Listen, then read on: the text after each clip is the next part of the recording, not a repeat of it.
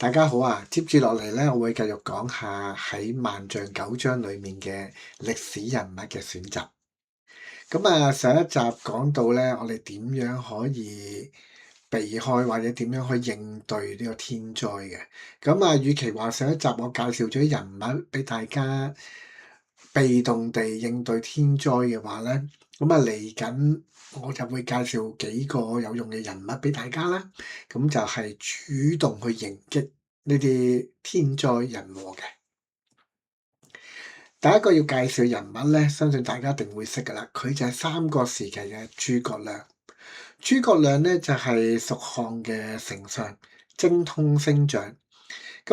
當然啦，佢嘅威水史咧唔止淨係喺星象嘅，亦都喺之後我哋有關諸葛亮人物嘅介紹嘅時候先至再講啦。呢一位角色咧，即係呢一個人物咧，佢就可以咧檢視其他一個玩家嘅角色牌啦，即係話佢可以即刻去睇到緊嗰個玩家嘅真實身份啦。如果佢手持八卦陣，即係呢一件工具嘅話咧，佢就可以檢視到抽牌庫裏面最頂10張卡牌喎。咁即係話每一次到佢嗰個回合嘅時候咧，佢都可以睇最頂嗰10張牌啦。而睇到最頂嗰10張牌咧，佢就可以預知到會發生咩事，有啲機會可以避免一啲嘅事情發生，亦都有機會可以去處理到啦。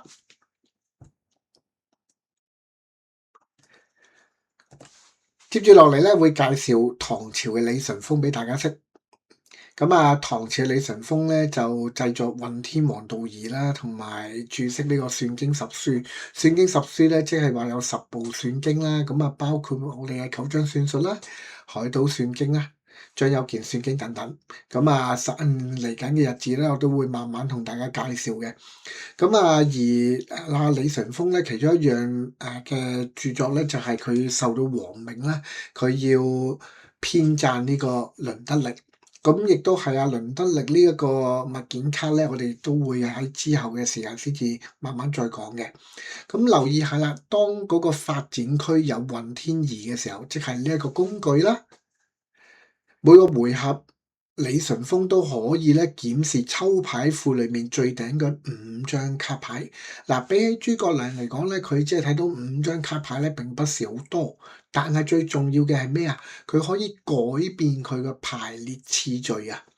即係話佢可以令到一啲嘅牌，唔單止佢知道邊隻牌係邊一個攞咯喎，佢可以嘗試去改變下，令到邊一隻牌某一隻牌嘅特定嘅玩家去抽到咯。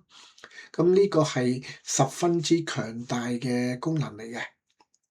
而另外咧，留心一點咧，就係運天儀呢張物件卡咧，其實佢唔係一張達成目標嘅必要元素嚟嘅。佢既不是天文工具喺遊戲裏面佢既不是我哋遊戲裏面所需集齊嘅天文工具或者測量工具。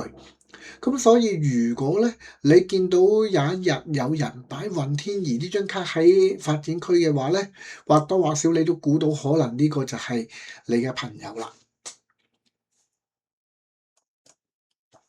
好啦，如果大家去睇翻呢兩個角色咧，都覺得係有用嘅話咧，另外我都想介紹多2個都係好有用嘅角色俾大家識嘅。呢兩個角色咧，分別係5代時候嘅溫韜啦，同埋清朝嘅武訓。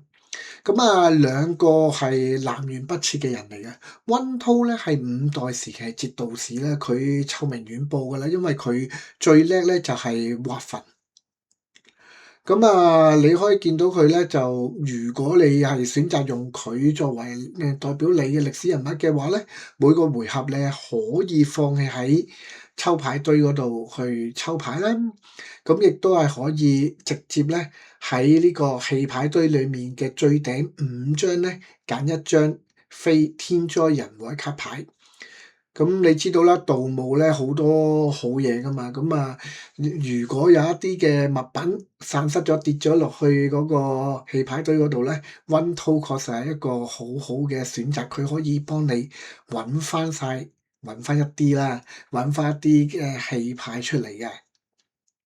好啦，咁啊，而清朝嘅武訓咧，咁其實係都幾傳奇人物嚟噶。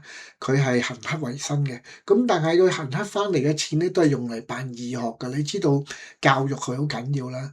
咁啊，而武訓佢自己乞翻嚟嘅錢咧，都係用喺教育事業咧，係覺得我係覺得一定要向佢致敬嘅。咁啊，而佢嘅用途咧，佢嘅呢個人物咧，可以喺回合嘅時候咧，將自己嘅手牌咧，同埋嗰個戲牌堆裡面嘅任何嘅牌交換。